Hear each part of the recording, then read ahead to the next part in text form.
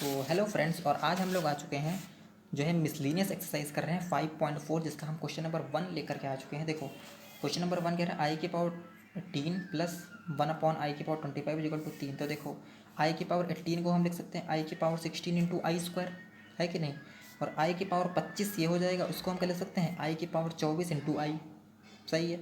अब किसी की पावर 4, जैसे ये आई की पावर 4 लिखा है, और इसकी पावर चाहे जो भी हो जाए 2 3 आई की पावर 4 हो जाए ना, 1 मिनट, आई की पावर 4 की पावर जैसे 9 हो जाए, या आई की पावर 4 की पावर 10, कुछ भी हो जाए, समथिंग हो जाए। देखो आई की पावर 4 है, ये तो 1 होगा। अब 1 की पावर समथिंग हो जाए, वो भी 1 हो जाएगा।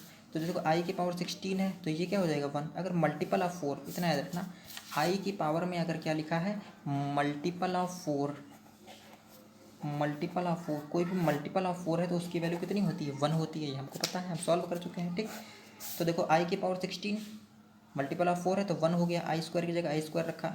आई की पावर 24 1 हो गया, मल्टीपल ऑफ 4 है, आई की जगह आई रखा, होल ऑफ क्यूब कर दिया। फिर आई स्क्वायर की वैल्यू -1। अब देखो ये बचा 1/i और होल ऑफ क्यूब। अब देखो यहाँ पे आई तो लिखा नहीं जाता है भाई डिनोमिनेटर में, तो हम 1i से मल्टीप्लाई आई से डिवाइड करेंगे। तो ऊपर बन गया आई और नीचे बन गया आई स्क्वायर। ठीक, आई स्क्वायर की वैल्यू -1, तो ये वाला माइनस यहाँ पे आ गया है, आई स्क्वायर की वैल्यू -1, तो ये वाला माइनस यहाँ पर आ गया। अब देखो दोनों में से हमने माइनस कॉमन लिया, तो होल ऑफ क्यूब है, तब जो दोनों में से माइनस कॉमन लेंगे तो माइनस पर भी तो -1 पर भी तो होल ऑफ क्यूब लगेगा, है कि नहीं। तो अंदर बचा 1 + i, तो -1 का होल ऑफ क्यूब ऐसे ही। अब ऊपर हम फॉर्मूला खोलें a³ + b³ + 3a² b + 3ab², ये फार्मूला खोला।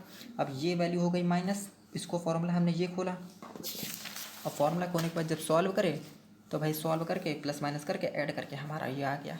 समझ में आया, बढ़िया क्वेश्चन है। ठीक, दूसरा क्वेश्चन देखो हमें क्या कह रहा है, for any 2 complex numbers Z1 and Z2 prove that real part of Z1 Z2 is equal to real part of Z1 real part of Z2 imaginary minus imaginary part of Z1 imaginary part. तो हम देखो इसको कैसे करेंगे। 2 complex numbers, उसने complex number कोई दिए नहीं है, लेकिन उसने बता दिया है एक है Z1 और एक है Z2। तो हमने क्या किया भैया, पहला मान लिया हमने Z1, हमने कहा भैया Z1 is equal to x1 + i/1 और Z2 is equal to x2 + i/2। अब देखो Z1 वाले में आप क्या करोगे, अगर रियल पार्ट लिखो, आप अगर क्या करो रियल पार्ट लिखो किसका Z1 का, तो x1 ही तो है रियल पार्ट ऑफ Z1। और अगर इमेजिनरी पार्ट लिखो Z1 का तो कितना है y1 है। ये आपको समझ में आ रहा है।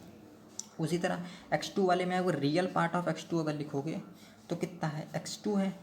और रियल पार्ट ऑफ अगर Z2 imaginary part of Z2 लिखोगे, ये इमेजिनरी है, ठीक, इमेजिनरी पार्ट ऑफ Z2 कितना है y2 है। ये आपको समझ में आ गया भाई, ये हमें Z1 Z2 दिए थे, हमने ये मान लिए। सही, अब हमें क्या चाहिए Z1 इंटू Z2 निकालना है क्वेश्चन में।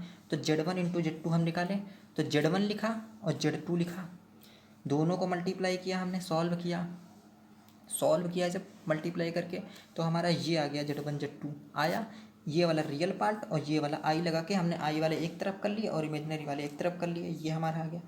अब हमें क्या चाहिए Z1 Z2 का रियल पार्ट। क्वेश्चन में क्या कहते हैं real part of Z1 Z2, तो ये Z1 Z2 है और इसका रियल पार्ट ये है, ये इसका रियल पार्ट है और ये इसका इमेजिनरी पार्ट है। भैया देखो एक कॉम्प्लेक्स नंबर, बहुत ध्यान से सुनो, एक कॉम्प्लेक्स नंबर कैसे बनता है, कुछ उसका रियल पार्ट होता है और प्लस कुछ इसका इमेजिनरी पार्ट होता है, तभी तो बनता है। तो यहाँ पर क्या है Z1 Z2 एक कॉम्प्लेक्स नंबर है और कुछ उसका रियल पार्ट है, कुछ उसका इमेजिनरी पार्ट है। Z1 Z2 क्या एक कॉम्प्लेक्स नंबर है, ये वाला इसका रियल पार्ट है और ये वाला इसका इमेजिनरी पार्ट है। हमें क्या चाहिए, हमें सिर्फ रियल पार्ट चाहिए। देखो क्वेश्चन में सिर्फ रियल पार्ट कह रहा है, तो हमें सिर्फ रियल पार्ट चाहिए। तो रियल पार्ट तो सिर्फ इतना है ना, तो हमने सिर्फ इतना लिख दिया, real part of Z1 Z2 इतना ही तो होगा। अब देखो x1 क्या है, ऊपर लिख के है x1 है रियल पार्ट ऑफ Z1, तो रियल पार्ट ऑफ Z1 लिख दिया। x2 क्या है, x2 है रियल पार्ट ऑफ Z2, तो रियल पार्ट ऑफ Z2 लिख दिया। ठीक, y1 क्या है इमेजिनरी पार्ट ऑफ Z1, तो इमेजिनरी पार्ट ऑफ Z1 लिख दिया। y2 क्या है इमेजिनरी पार्ट ऑफ Z2, तो इमेजिनरी पार्ट ऑफ Z2 लिख दिया। समझ में आया, तो ये क्वेश्चन हमारा हो गया। ठीक है।